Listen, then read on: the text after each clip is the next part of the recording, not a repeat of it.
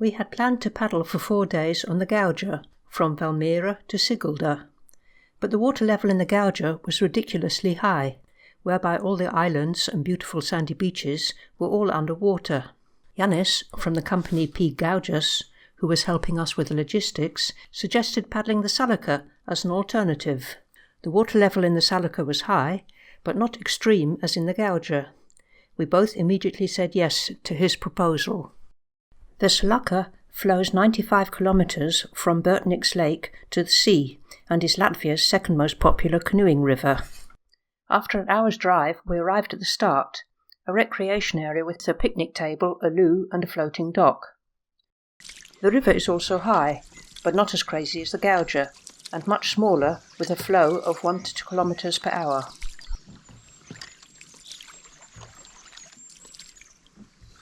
It was a very easy launch. So, ready to go on the start of the Salaca. The Salaca is Latvia's second best canoeing river. It is 100 kilometres from here down to the sea.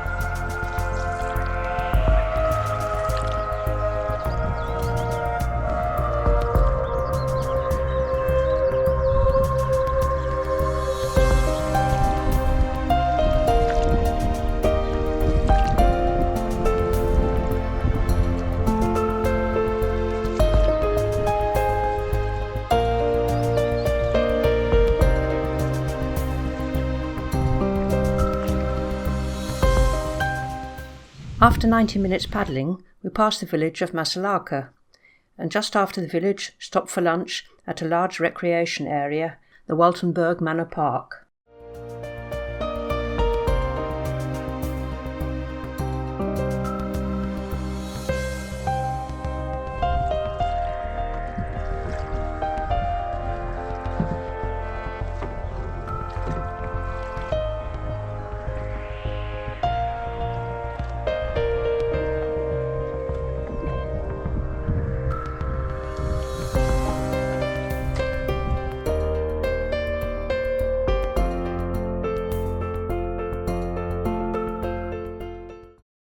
Paddling on further downstream, we pass several red cliffs, the Devil's Cave and the Werewolf Pine.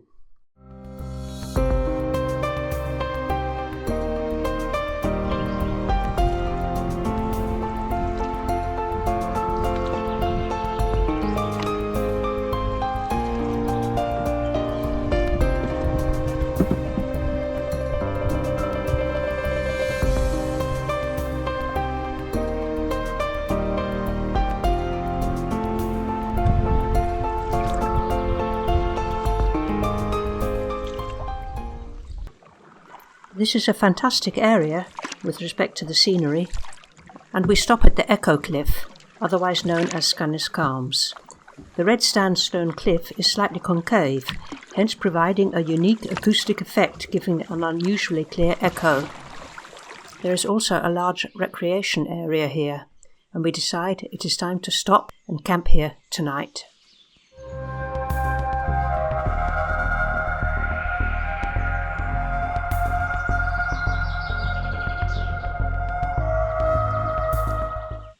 We unpack the boat and set up camp.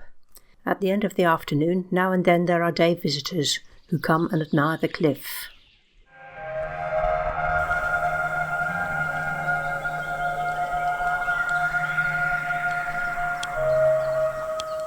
In the evening, we have the place to ourselves. A super day.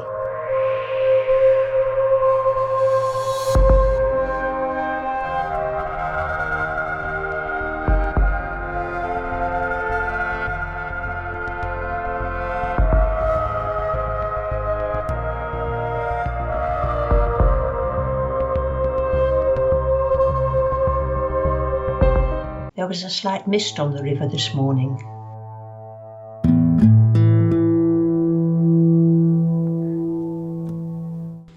But what a beautifully lit ball we had while we enjoyed breakfast. It was a shame to leave this beautiful place. Don't see anything. We're now here. Just before the next right hand bend, I think there's a cave. But whether you can see it from the river, I don't know. The river flows fast through a green curtain of meadows and trees. The birds sing all along the route.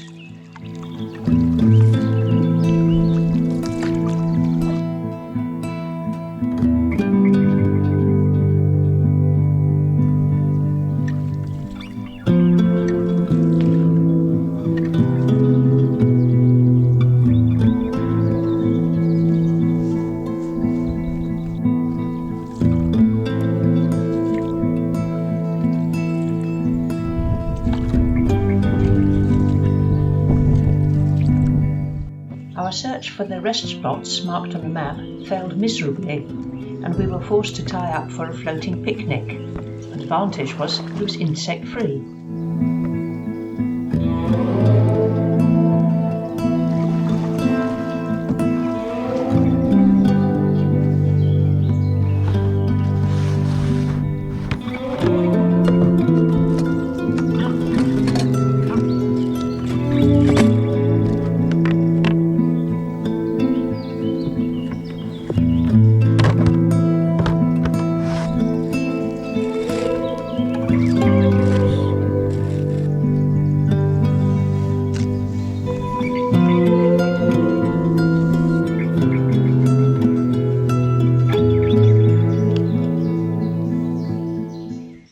We're floating and eating our lunch because we can't find a place to land. And we've just done about 15 kilometres in which there were supposed to be 4 picnic places. And we haven't found any of them. We found one camping which we thought was free but was private, and now we're going to continue and hope to find a place to sleep, not in the boat in the middle of a river.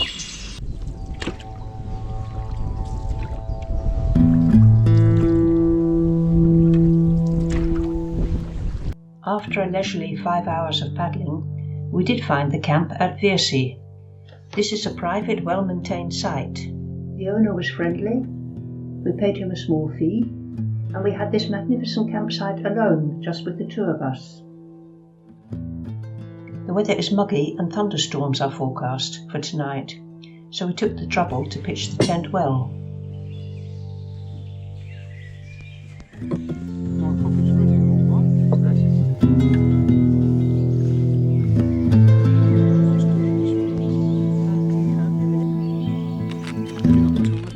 It's nice to end the day with a cup of coffee and some chocolate.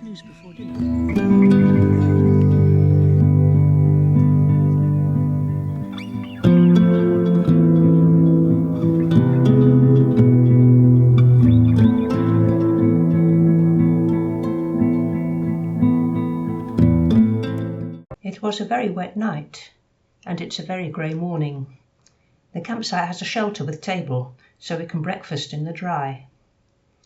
Around 10 o'clock we set off with a fine drizzle. Day 3, we've had a good night's sleep. It rained all night. Everything's wet this morning and damp, but we are promised some sun later.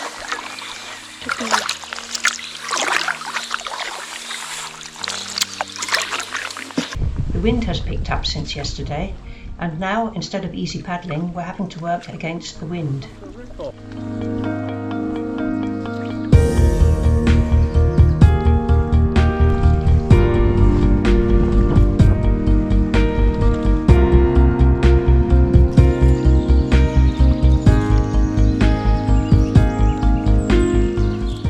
After nearly 2 hours of paddling, we arrive at an abandoned paper mill, and there is a sign over the river telling us to get out.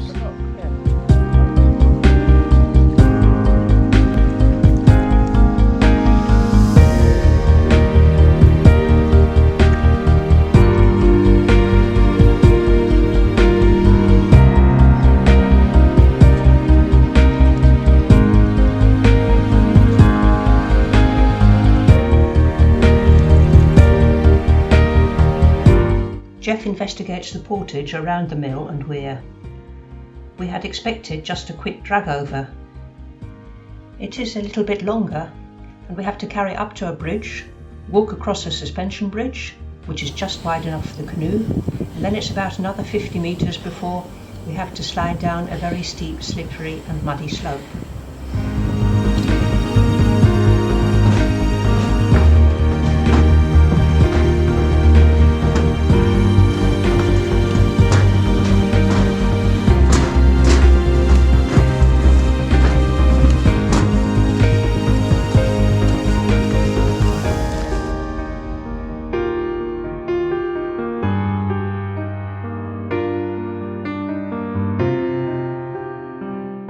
The get-in is a very strong eddy under the weir.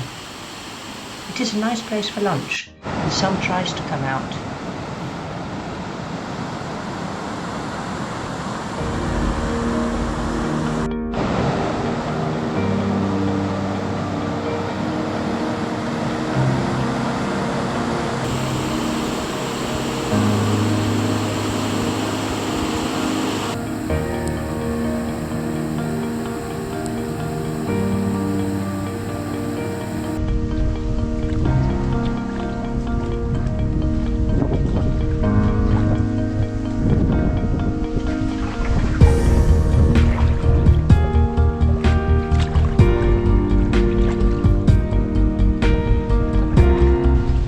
As we continue paddling after lunch, the sun finally appears, as does a strong headwind.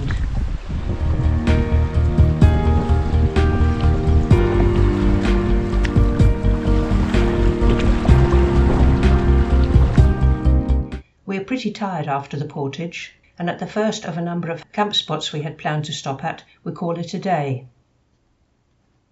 We are quite close to a village, and Jeff goes for a walk. He finds a shop and returns with beer and wine to celebrate our last evening on the river.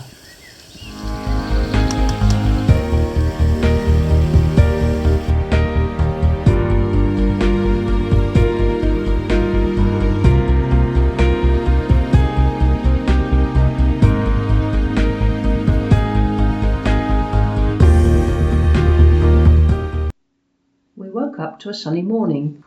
Despite having camped next to a bridge, since we arrived yesterday, only 2 logging trucks and 2 cars have driven across it.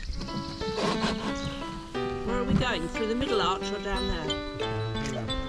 What are we going? Yeah.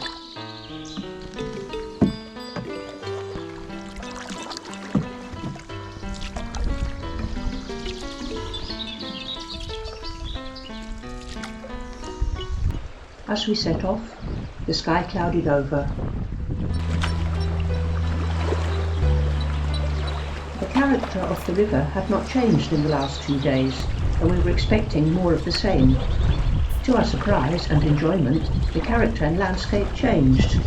The river broadened with reed beds, small islands and swifts.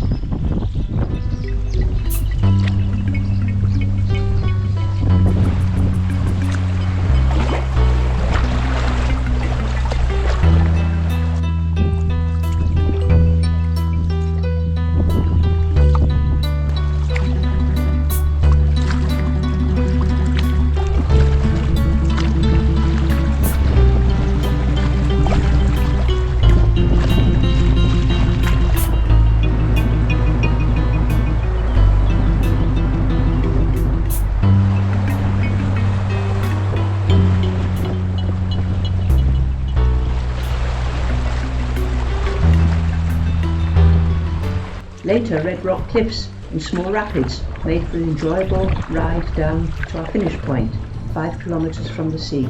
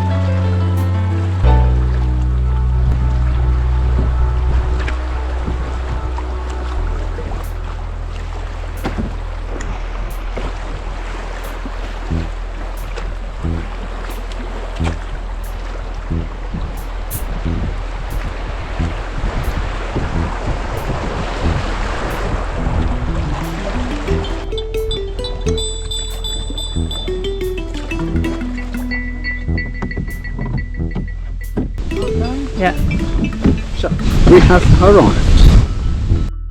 After unloading and cleaning the boat, it was only a few minutes until Janice turned up and took us back to our car. What a wonderful 4 days we have had. And our final word is many thanks to Yanis Romanis of P. Gauges for helping us and therefore making this trip possible.